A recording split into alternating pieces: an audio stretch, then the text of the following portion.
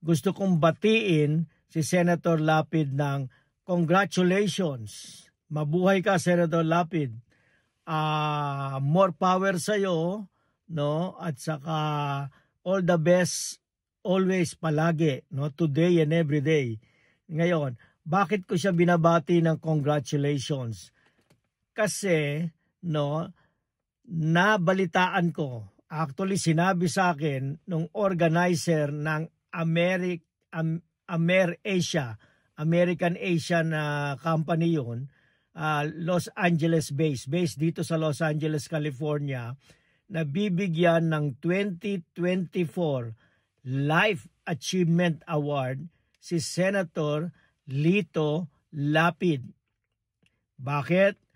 Dahil for most loved public servant at saka most enduring Philippine movie actor, no?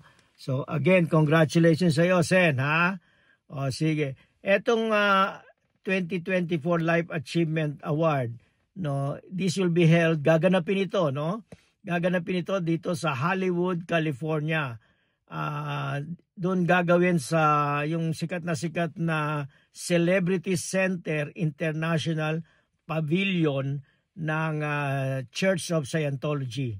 So doon bibigyan si Senator Lapid ng Life Achievement Award ng AmerAsia. Again, congratulations, Sen.